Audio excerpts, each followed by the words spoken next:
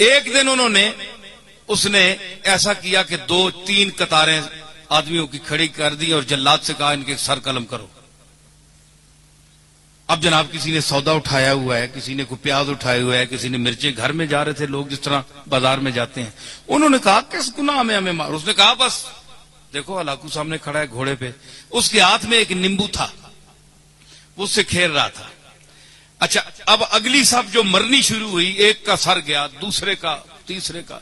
सफ पहली, एक बूढ़ा आदमी आखिर में खड़ा था। उसने जब देखा ना कि अब तो मेरी बारी है, इसके बाद वो दौड़कर पीछे हो गया पिछली सफ में। भाई जितनी देर जान बच जाए, देखा ना सुकून ढूंढता है इंसान। उस पर तो छुरी चल गई ना तो सुकून ढूंढता है मुर्गा हाथ पांव मारने में, और इस पर चलने वाली है, ये पहले ही सुकून ढूंढ रहा है। दलील आपके सामने आ गई कि नहीं? हाँ, तो उसने वो पिछली साफ में हो गया। जब पिछली साफ में गया ना तो वो साफ जब खत्म हुई ना, उस बाबे के पास पहुंचे तो वो तीसरी में चला गया, तीसरी में चला गया। और अब हलाकू के लिए बड़ी अजीब ये एक तमाशा बन गया कि इस बेवकूफ को देखो, इसको मेरे तलवार से कौन बचा सकता है। ये 50, 70, 100 आदमी मार दिया मैंने, पहली साफ भी गई, दूसरी भी गई, अब ये बेवकूफ कहां तक बचेगा। अब तो इसके पीछे कोई साफ भी नहीं है, तीसरी साफ है।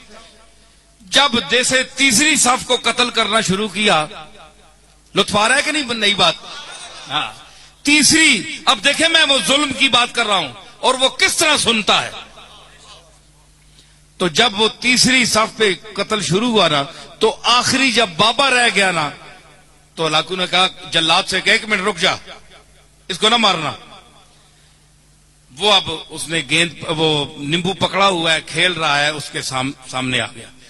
उसने कहा भाई बाबा बताओ कि पहली सफ में तू भागकर दूसरी आया सफ में, दूसरी सफ में जब आखिरी वो नौबत आई उस तक, तो तू तीसरी में आ गया। अब बता तुझे कौन बचाएगा, अब किधर जाएगा?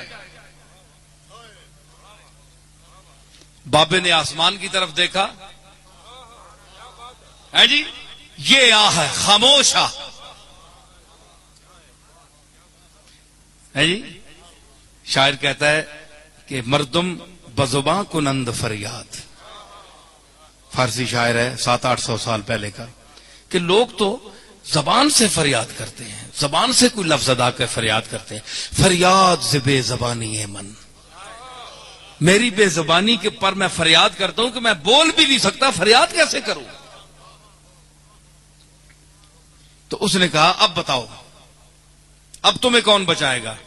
वो खामोश फरियाद जब आसमान की तरफ देखा तो उसने कहा मैंने तो पहली साफ को इसलिए छोड़ा कि शायद मैं दूसरी में बच जाऊं, दूसरी को इसलिए छोड़ा ताकि तीसरी में बच जाऊं। और उसने कहा कैसे बच सकते हो। उसने कहा कि वो चाहे तो एक लम्हे में इनकलाब आ सकता है। यूं उसे किया ना, तो उसने कहा कैसे। हलाकू ने कहा कैसे, यूं किया, वो नींबू छूट गया हाथ से। अब वो बड़ा चालाक भी था, बड़ा सिपा सालार भी था और घोड़सवार भी था। उसने जरा अपनी चाबुकदस्ती और चालाकी और फुर्ती दिखाना चाहिए। उसने झुककर गिरने वाले नींबू को जो पकड़ना चाहा तो रकाब पिछली से उसका पांव निकल गया। ये मंजर देखकर घोड़ा भाग गया, भाग निकला, भागा, वो दोबारा रकाब में पांव न डाल सका, यहां तक के हलाकू वहां गिर गया और उसका सर पटक पटक पटक के वही मर गया।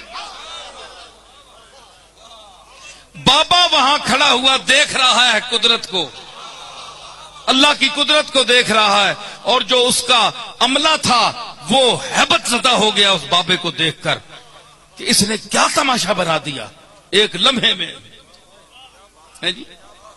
तो उसने कहा कि इजाबत अज़दरे हक बहरे इस्तिकबाल मी आयद, मजलूम की आह से डर, क्योंकि जब वो आह करता है तो इजाबत, कबूलियत दूर से उसका इस्तिकबाल करने आती है।